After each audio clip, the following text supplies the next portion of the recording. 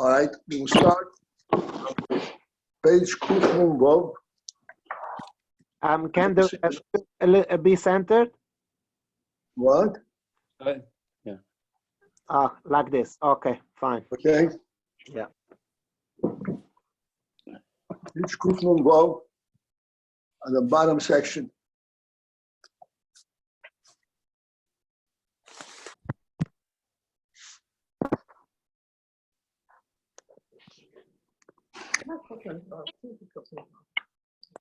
Hey, what's going on?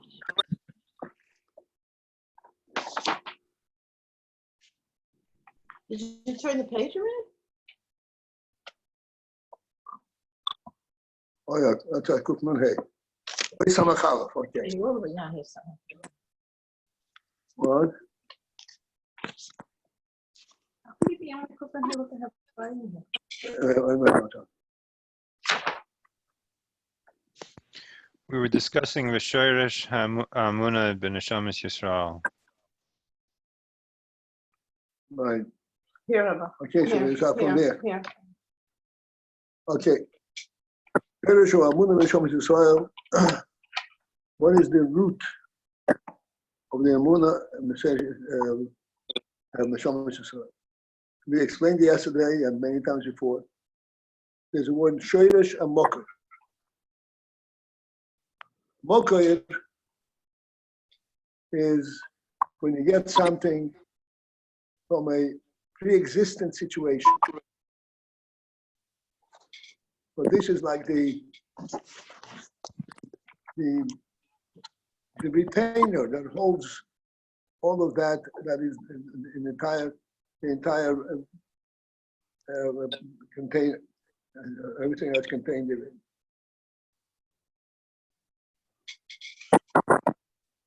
Shoresh is when you're getting from a living source, but there is nothing there, and the living source creates it as it comes to you. It's called shoresh. Just like a tree, it grows from its roots. There is not tree in the earth, in the root. The root draws its chayas from the earth and produces a tree.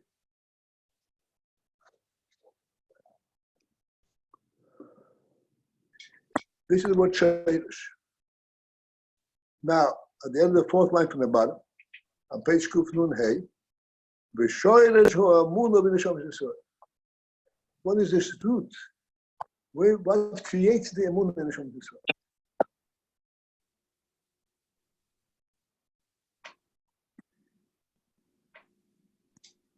Just by the influence of the word shoresh ha'amuna, he tells us immediately that the Neshamas Yisrael get this amuna not because they focus in some personal convictions. Oh, you're right. Probably on the next song. Now, this is what has to be. But actually, there's a super reality that ultimately creates this amuna. It itself is not in the realm of emuna. It itself is not in the realm of being known.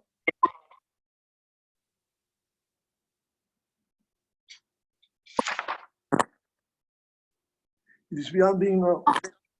It's beyond having a definition of a presence, of an existence. This is what we call ultimately yesh may ayin. The principle in the word yesh may ayin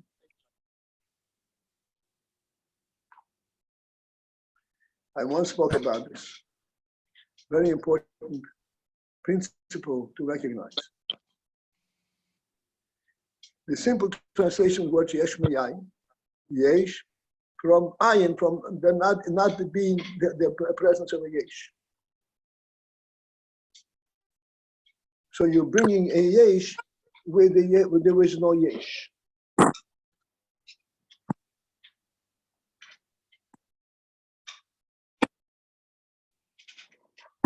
this is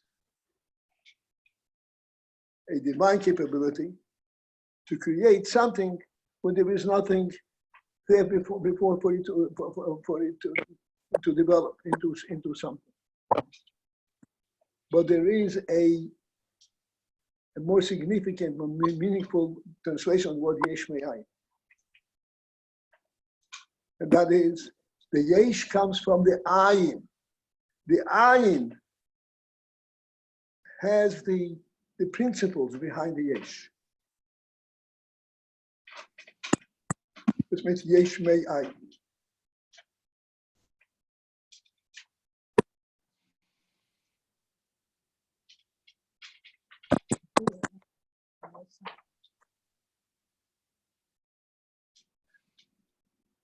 This yesh me'ayin, this principle yesh me'ayin, that we recognize that the yesh comes from ayin, from a non-presence, from a non-existence.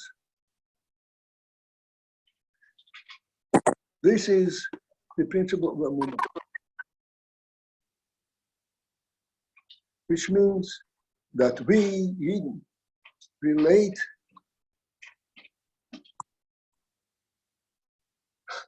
to the ayin of Elokus. Okay, I'm on the bottom of Kufman Hey. I think we just touched that a bit. What are you saying? I think you're going to go here. Yeah, well, Well, you wanted to start now. You want to start. yeah, I wanted. I can't finish. So go back. Yeah.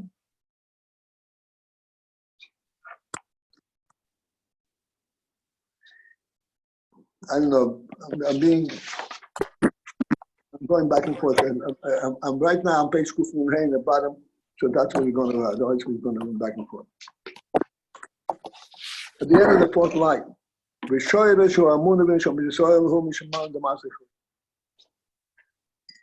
the shoyrish? Shoyrish means the root. Means before there is any real presence. When it is still in an ayin state.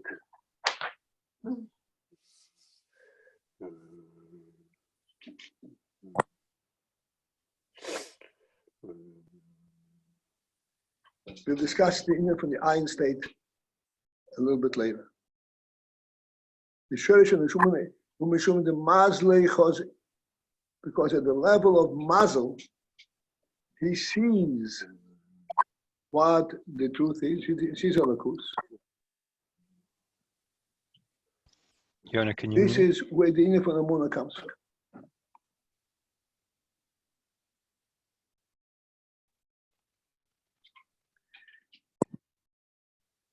I want to go a little further and then perhaps go back and discuss the various terms that we use. Shreirish and Elokus and all that. Mazel. Okay. So the middle of the third line from the bottom. This is. Yitzhak, can you mute? Sorry, is Yitzhak. Mazel. Huh? I'm just Mhm. asking Yitzhak to mute. Oh. Thank you. Thank you. The Yitzhak, Mazel you're interrupting the Neshama video intermittently. is B'shoyresh and Shama Lamayla. This is in the Shoyresh and the root of the Neshama Lamayla.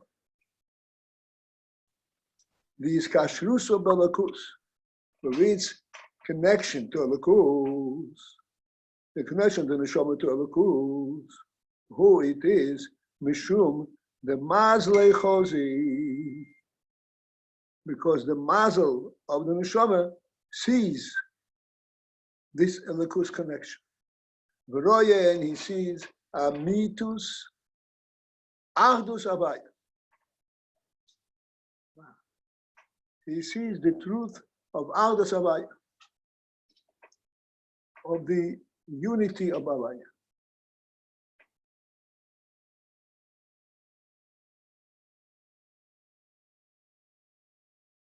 So we already started one time discussing the union for Achdus Avaya. He sees the truth of the Achdus Avaya.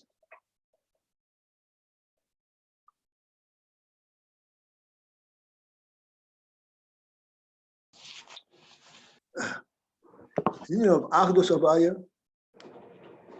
is to say that's Havaya, that the Lakus is not a composite of many qualities that correlate to one another. Rather, it is one single absolute reality. And this one single absolute reality provides for the development of everything that ultimately comes into the world.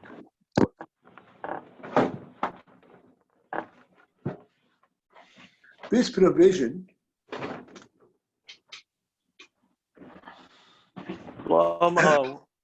Shlomo, please mute. This provision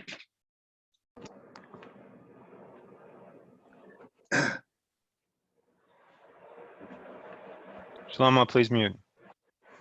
is not merely a provision that there should be this knowledge and so forth.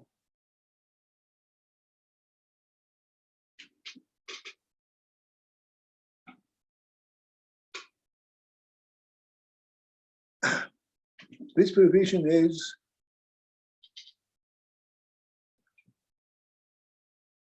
it provides the basis of this reality. In other words, after the neshama comes into being,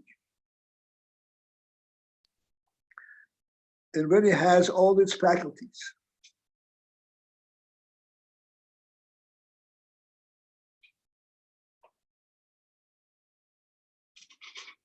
Its own sense of reality is not due to all the faculties that it experiences. The only sense of reality is that it senses the union of Ardus Havaya, of the single, simple truth of the divine provision, of divine presence.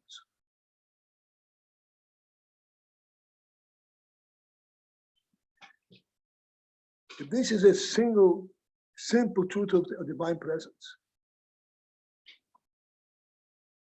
where does this divine presence come from? It's saying it's a simple truth. Simple means that it does not demand, it does not point to any source.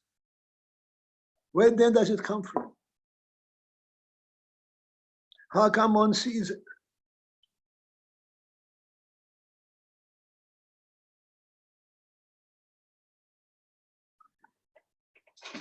This is why we say that this is the Shoylesh Hamshom, which means that there is not a source where it comes from.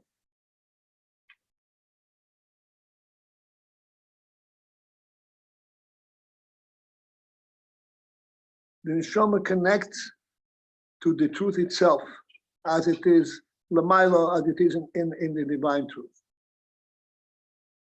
It is not a derivative that develops into a worldly state.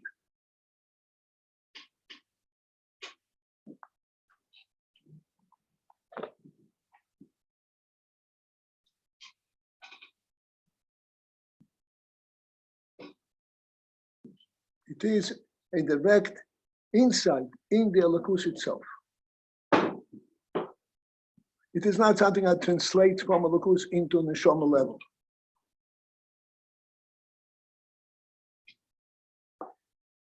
Now then, we are forced to focus in on defining these words. What does Elokus mean? Ashus be'Elokus. What is Elokus?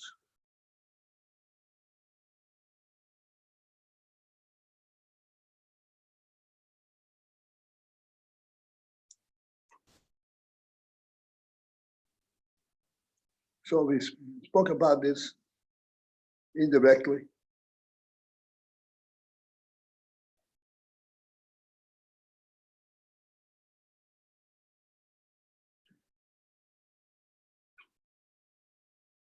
The question of what is a Elokus is really an appropriate question. Because a Elokus does not have definition as to what it is.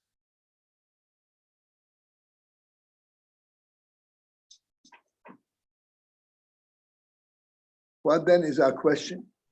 The question is, what do we mean by Elokus? That we have to have a sense. We say it comes from Elokus. What do we mean by that? It comes from Elokus.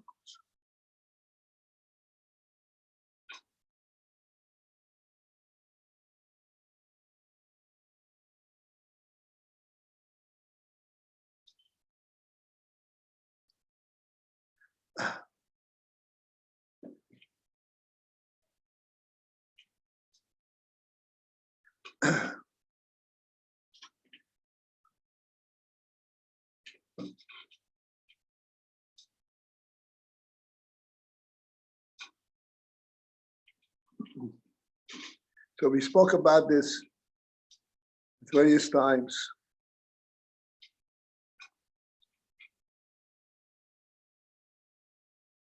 It's impossible to define Elokus. It is not even possible to define what we mean by Elokus.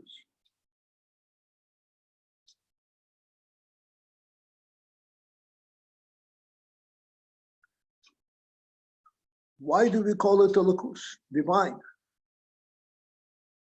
What is that? What is this term mean to us, and how is it reveal anything to us?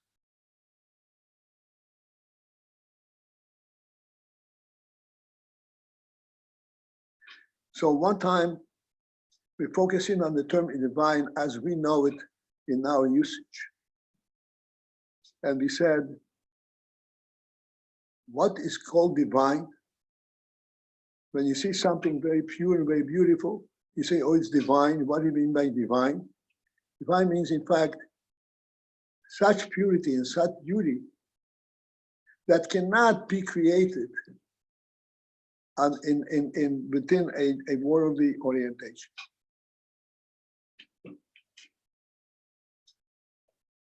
Which means the following. Again, this is repetition of what we discussed previously, but now you have to bring it to the core.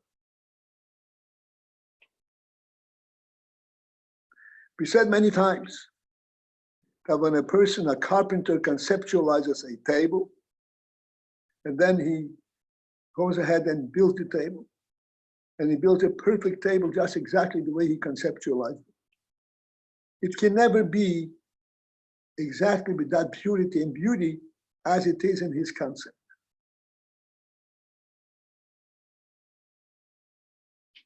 The reason for that is, in his concept, it is in fact yesh may ayin. There are no constraints at all as to how he conceptualizes. He doesn't have to give presence to the material from which it is being made.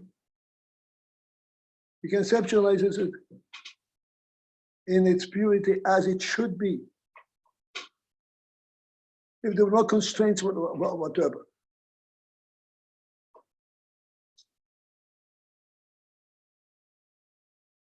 It is made from AYIN.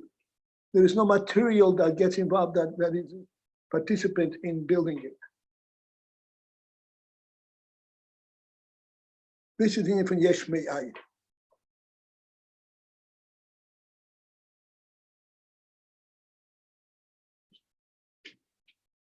This ayin has absolutely no constraints. Has no requirement to maintain its presence.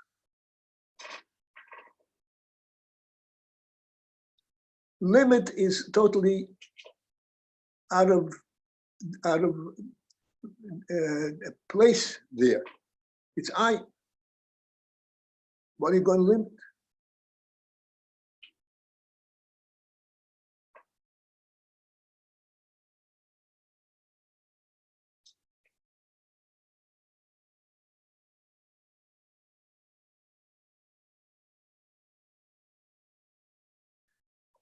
Elokus is our means to relate, to refer to this I.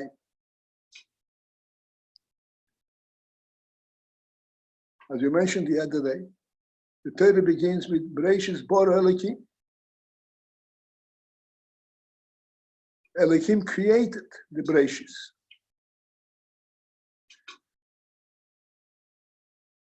What does it mean Elokim created the Bereshis? What was material from which he created it? He created it because he wanted to create it. The AYIN Elokim became Yesh of the world.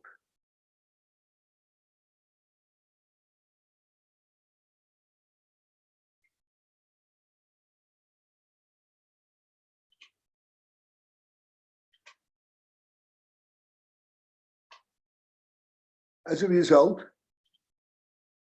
we said the other day,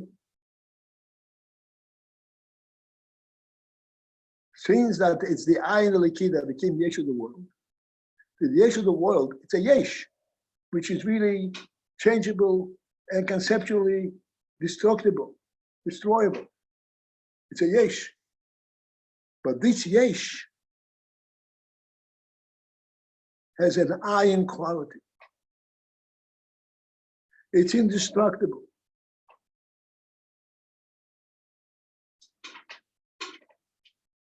Because Elokus itself gives presence for the Yesh, this Yesh.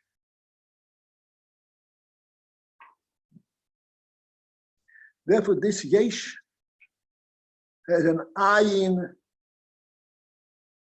level of presence. It's AYIN in the form of Yesh.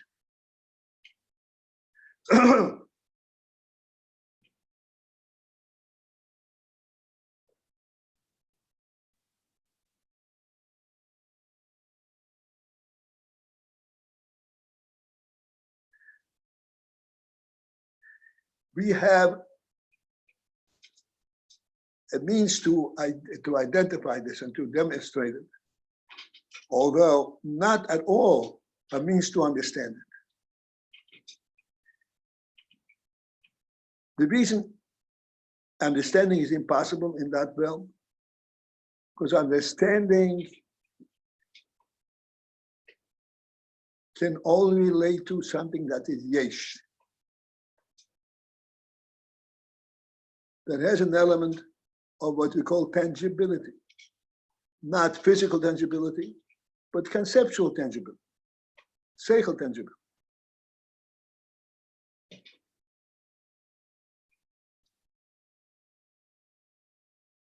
That's the limit of Sechel, even Sechel. But this AYIN, it does not have, does not require, excuse me, the tangibility element in order to be.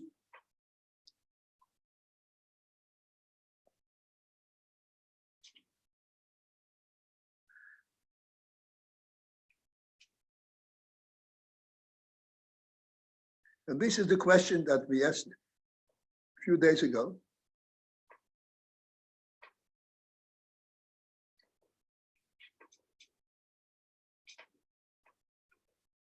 And the question is, which is, we're going to elaborate on it now.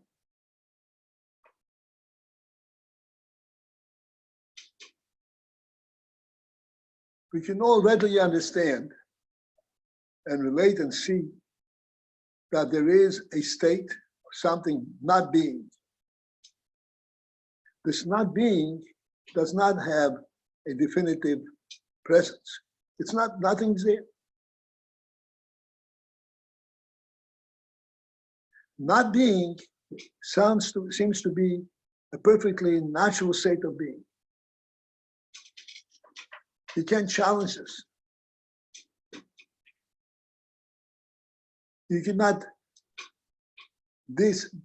dismantle something that doesn't exist. You cannot destroy not being.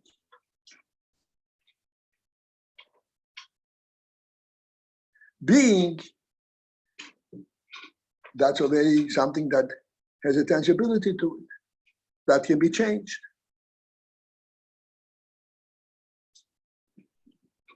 Not being cannot be affected. There's nothing there to affect it.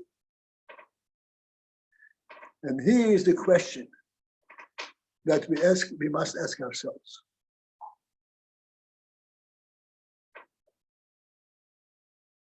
What is the primary truth? Is the primary truth being or not being?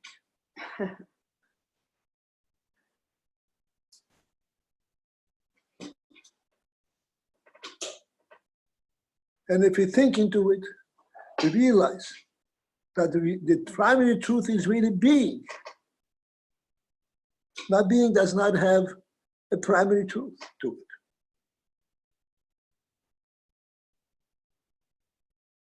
So if being is a primary truth,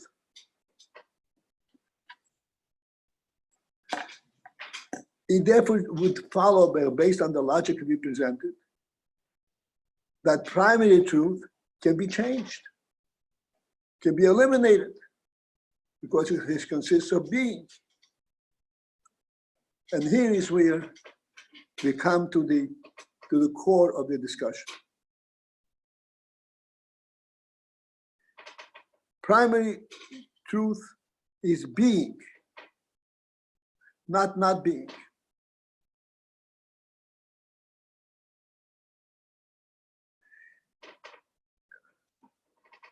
This being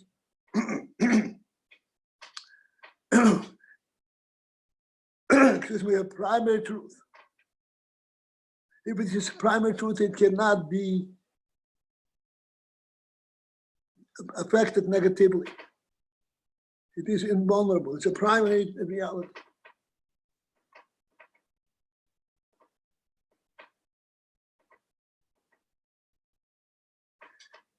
This primary truth is really a being.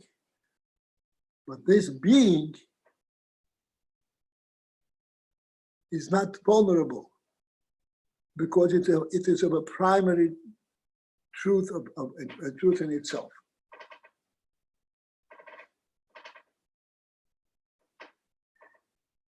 This combination of a primary truth, while at the same time be completely above vulnerability,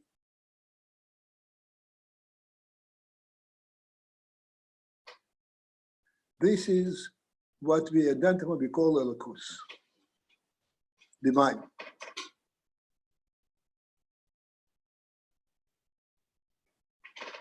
It's a presence which has no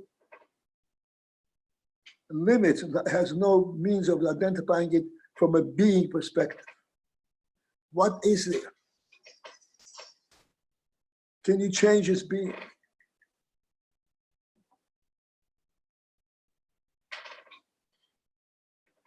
It's a being that has a fundamental truth of being. It's a being on par with not being in terms of being of vulnerability.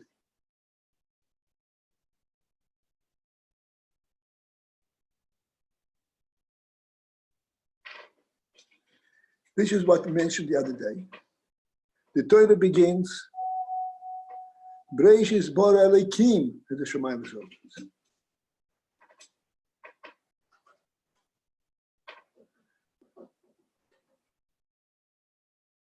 Elokim created. This is the beginning of all being, of all existence. He created from not being into being.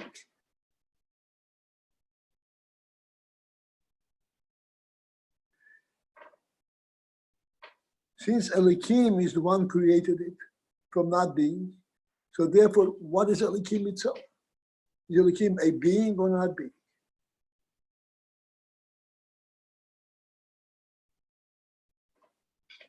So we say, Elohim is a being at the level of not being, of a primary reality. And this is why when Elohim creates something, that created entity has a divine presence, level of a presence. And as we said the other day, you cannot destroy anything that was created by Elohim. How can something that had been created by first not being and now it's indestructible?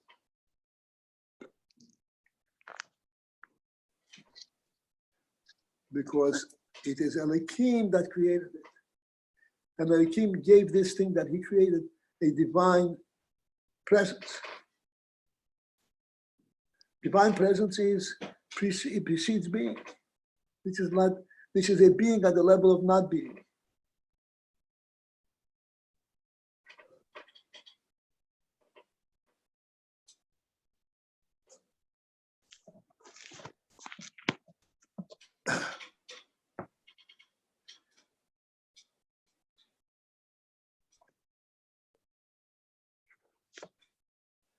And this is what we are learning here.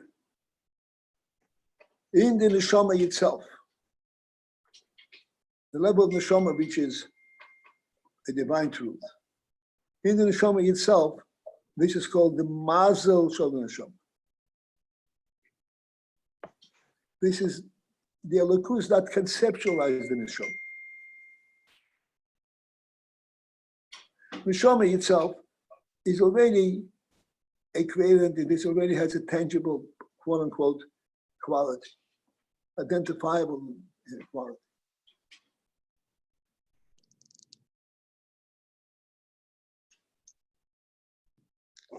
And as we see from the fact that the neshama is in the goof and it makes the goof alive. So that means the neshama can affect a physical body.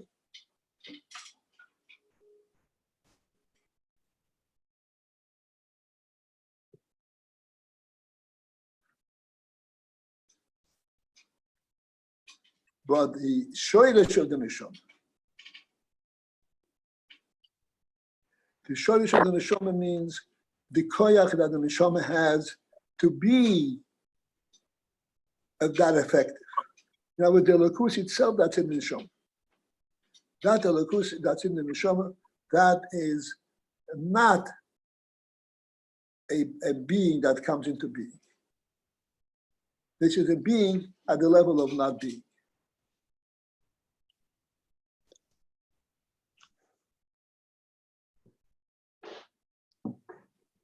And this is the emunah principle in the neshama.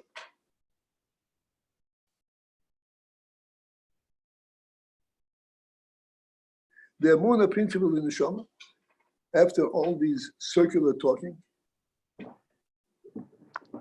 is that the neshama perceives its own truth as before being, and before it came into being.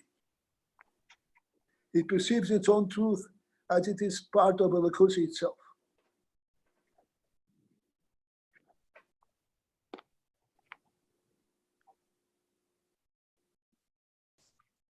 And therefore, Elokus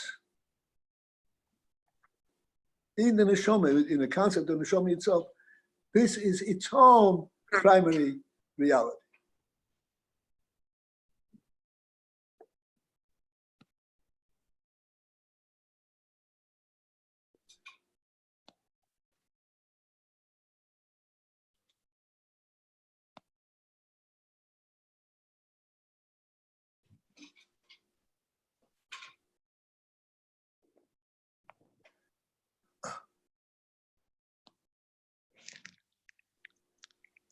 This is ultimately translates in the neshama as it is already a function in the neshama in the goof, in the form of emunah.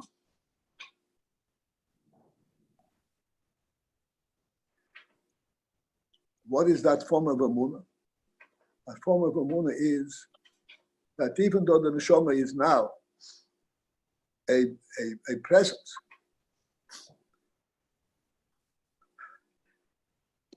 excuse me, that gives life to the that can give life to the goof. That presence is a divine type of presence. It's not a vulnerable presence.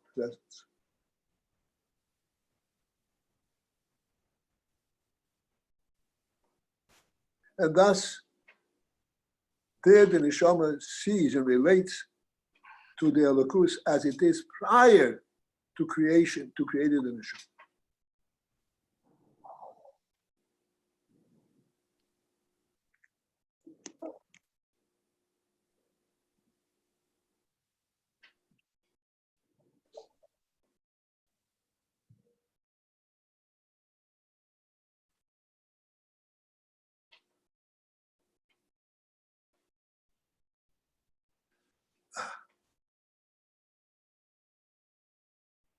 I'm going to go to the bottom line that begins with the parentheses. Page Kufun and Hey. But Tzorich Lema. These words I struggled with a lot. And I hope I finally got to know it correctly. But Tzorich Lema. We must say, the Rebbe says. The reason I had a struggle because this AYIN, is it AYIN or AYIN?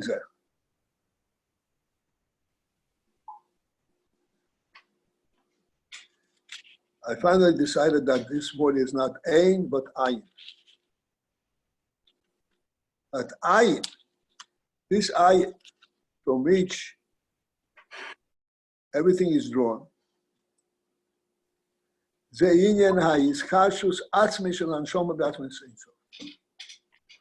AYIN actually represents the iskashus atzmis, the fundamental binding of the neshama be'atzmas ein sof.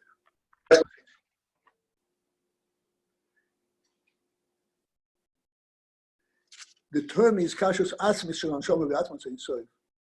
Iskashus atzmis is really an incorrect way of describing it. Because if it is atzmis, it is not iskashus. Iskashus means binding. Binding means that you have the two things that get bound together. But with iskashus atzmis means in its very essence. So it's not two things bound together.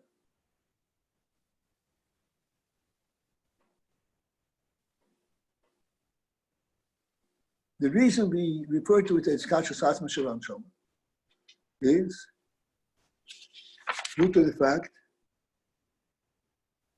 as we shall see, because ultimately, this Kashus Atzmis, this Atzmis connection, translates in a functional level in the Neshama. That we'll see in a moment.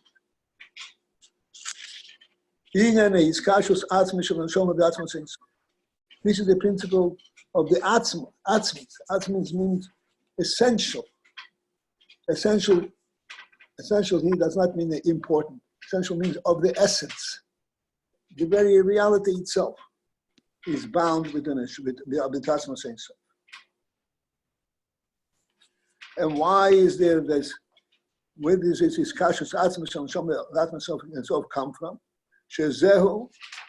Because shemushroshim be'atzmos. Shemushroshim be'atzmos. Because they're rooted in atzmos. What is this? What is this add to what he said before?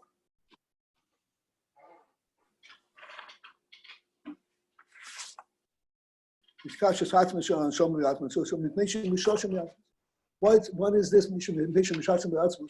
How does it add to understanding what he said before?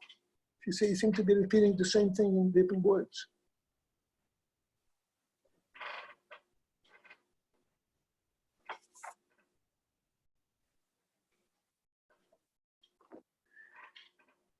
the inference in the words Shmuel Ba'atzmus is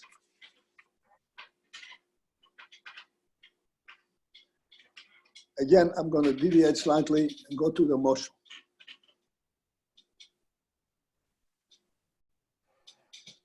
And the motion for this, we'll use the Koy Hatzimei Shabbat, the growth capability that the earth is able to produce plants. And it's called Koy Hatzimei Shabbat. This Koy Hatzimei Shabbat is not an add-on to the others.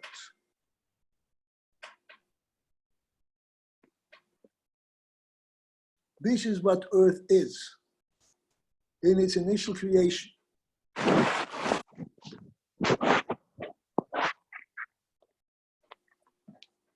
That it has the ability to support plant. The koyach to support plant life. Not only support plant life, but make it grow. Makes it grow. Koyach Hatzimei is a divine koyach in the Oretz. It's part and parcel of the definition of what Oretz is.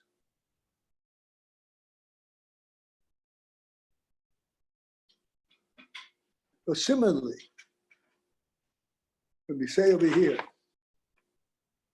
Neshomes Amushloshim Be'atzmus,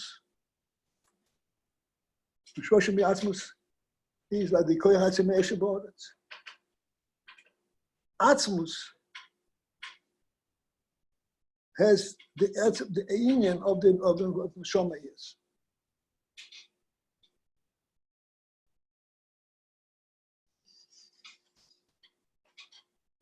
Neshama is mushrosh in Atzmus. That's how the Koyach Hatzimei is mushrosh in the earth.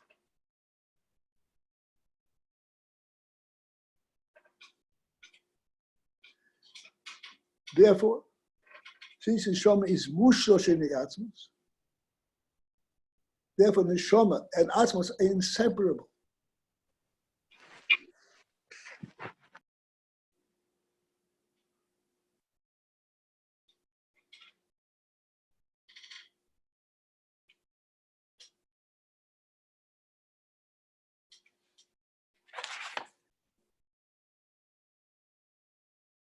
That's what it's called. It's Kashus Atzmi Shalom. It's Kashus Atzmi Shalom Shoma. Atzmis means the very essence of the neshama is really bound up with Atzmus, which means that Atzmus neshama and Atzmus Elokus are inseparable. It's one and the same thing.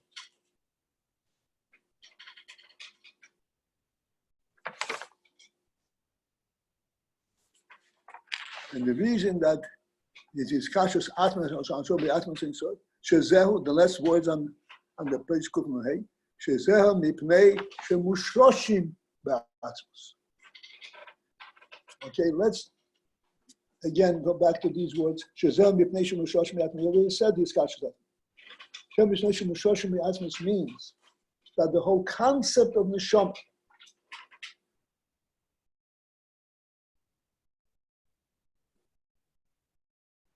is rooted in Atzmus. Who conceptualizes Neshama?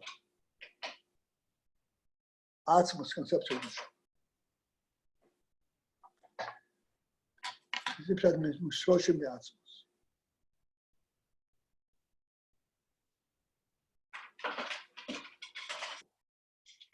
Because Mishroshim Atzmus can be translated in a different way, the way we know it in our worldly sense. We have a tree growing from the earth. The earth is an earth.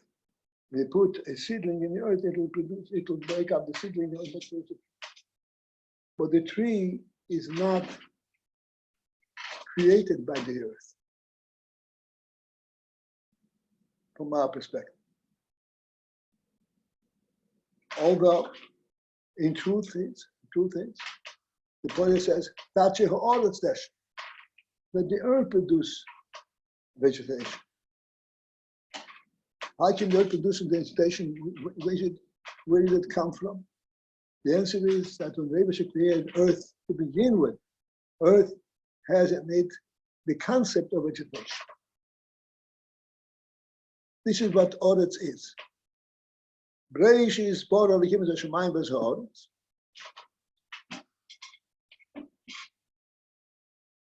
When in the beginning Hashem created Shemayim and Oretz, the Shemayim already had, as it says, Shemayim Chotzvo, the Shemayim along with all its hosts, or everything that the Shemayim is going to maintain and provide for its housing, like this, everything, the sun and the moon and the stars. Chotzvo, everything in the Shemayim. And Oretz Chotzvo. Oretz means everything that the earth can potentially, earth can bring about is already contained in the initial earth, in the concept of earth.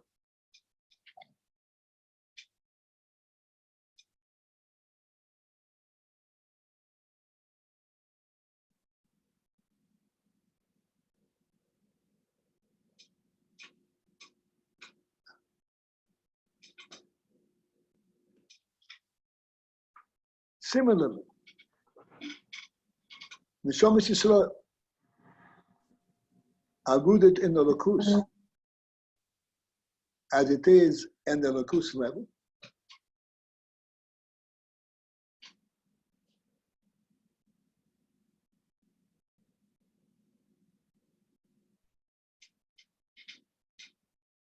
Which means Neshamas Yisrael, in a matter of speech, Neshamas Yisrael, this is the produce that the Lakus produces.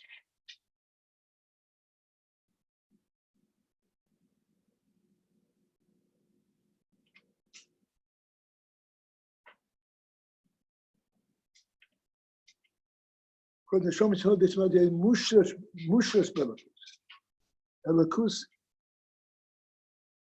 contains Neshamas by definition.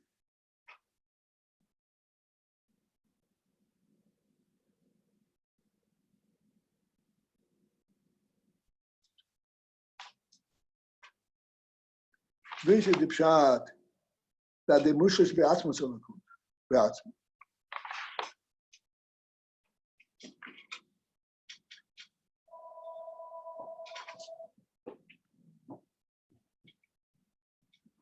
And then they go further, just a little, more words.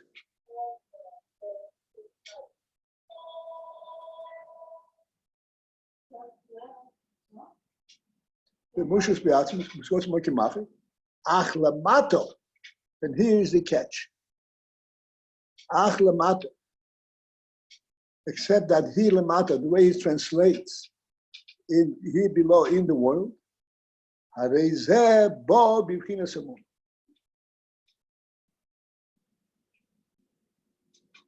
It comes b'chinas emunah in a manner and it can be tested. In other words, it can be identified as an entity unto itself. It's called Amun.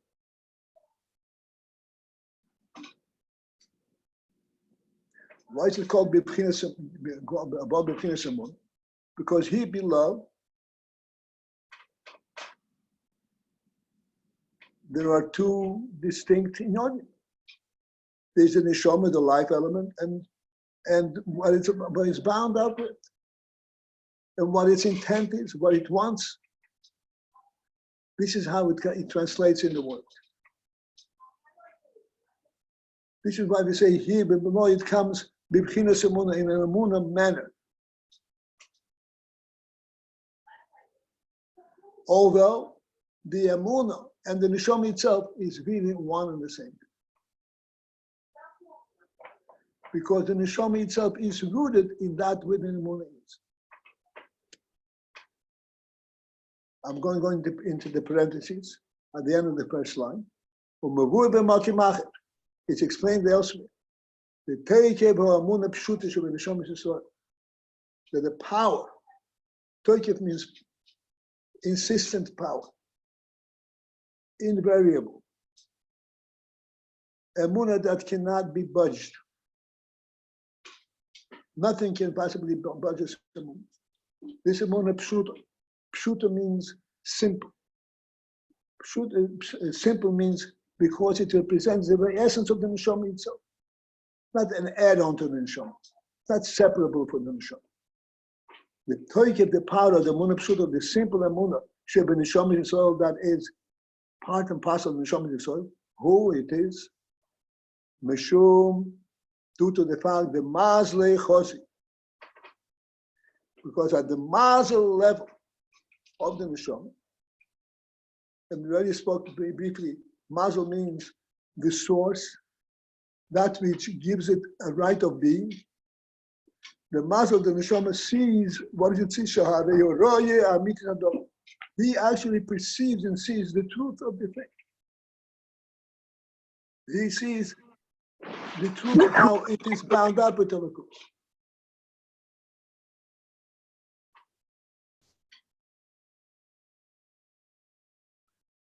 Next line goes into a deeper union, but let me just understand this.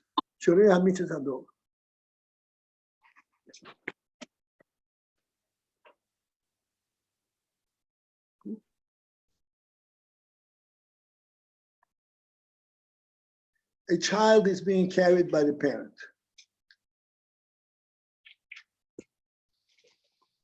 And the child has 100% trust in the parent.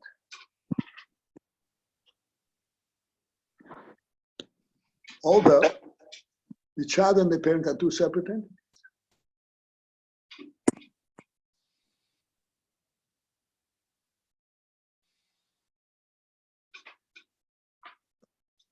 This 100% trust of the child in the parent.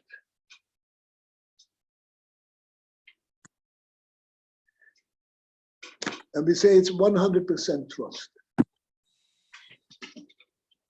The 100% trust,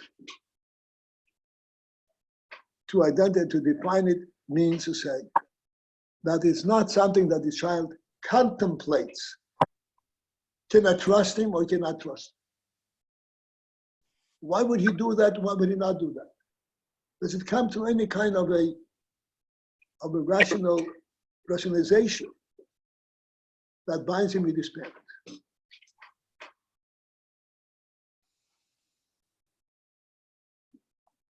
There is no means of rationalization of this union. Although, in fact, they're two separate people.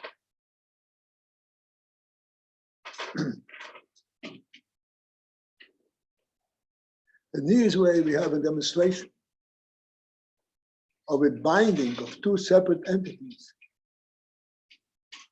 That the binding is not something which is effectuated at the binding level. Rather, the binding is just a manifestation of the reality itself. That even though in the Gashmis they appear to be two separate entities, they're not really, in essence, they're not two separate entities.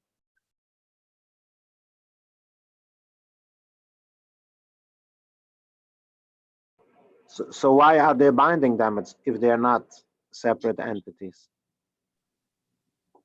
Okay, so what's your answer?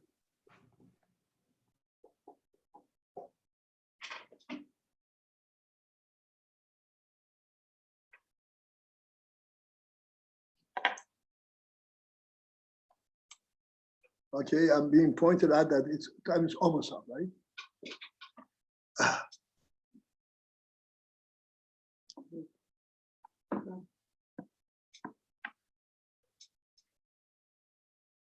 They are bound, but their binding is not something that is an add-on to their being. The binding is a manifestation of the source of what they are before they came into being. Like a child and a parent.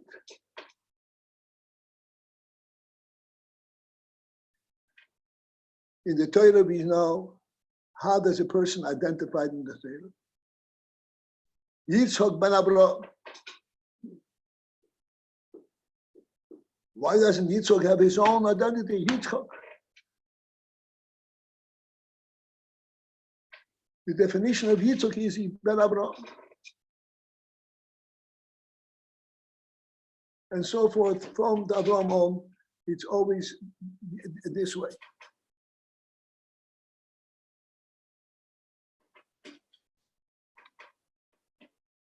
Because starting with Abraham,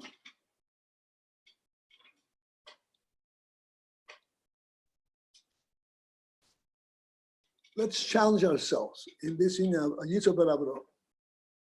Why is Yitzchok ben Abraham? Why not Yitzchok ben Abraham ben Terach?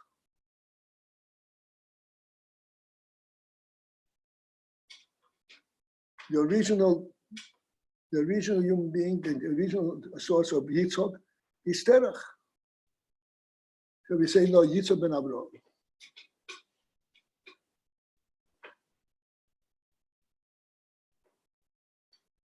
Because at the point of Abraham,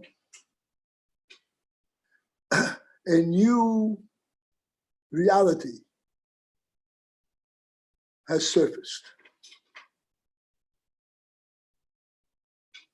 This is the reality that says that Yitzchok, Abraham begins a new nation, a new creation, a divine nation in the world.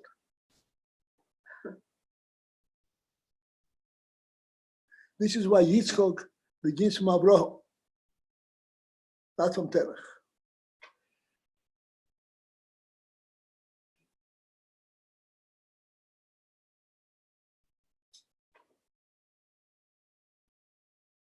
Abraham includes Yitzchok in his reality. Terach does not. Abraham from Terach is a Yesh Me'ayin. Yitzchok is Ben Abraham.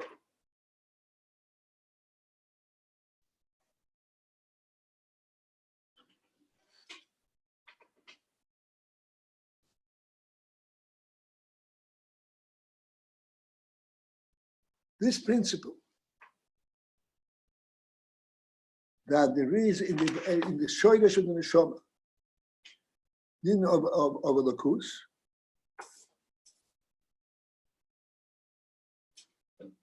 is similar to the Yitzchok ben Abraham. A Lakus is an ingredient in the Neshama itself. It's not that it comes from Lakus. It's not like Yitzchok, that Terach, that is separate. No, this is rooted in it. That's when the Shomas and Shalom are rooted in Atzmus. They represent Atzmus in the world. Okay, this is the answer to your question, Shlomo. Lamato, as it translates he below in the world, that translates in the Emunah B'china. Because in fact, Yitzchok and Abraham are two separate people.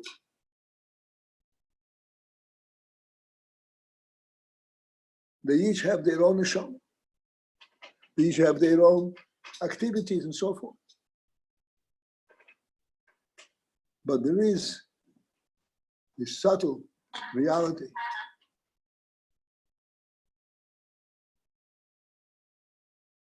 What are you saying? The time zone? Okay. Okay, I just want to finish this one sentence.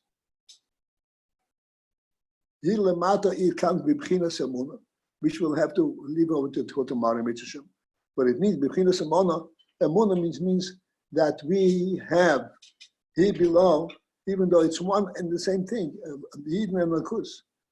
Nonetheless, we have a conscious recognition of our connection to a Lakus. Because since it is he below and the world, in the world everything comes self-identity identified from a world perspective. From a world perspective, you have to identify each thing individually. Yitzchak and Abraham are one and the same thing. It's one nation. But in the worldly environment, Yitzchak and Abraham are two separate people. It's called Yitzchak ben Abraham.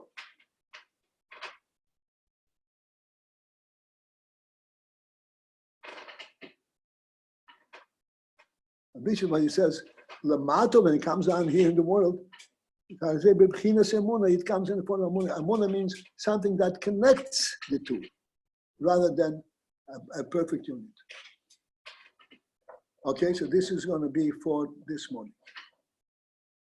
I have a quick question.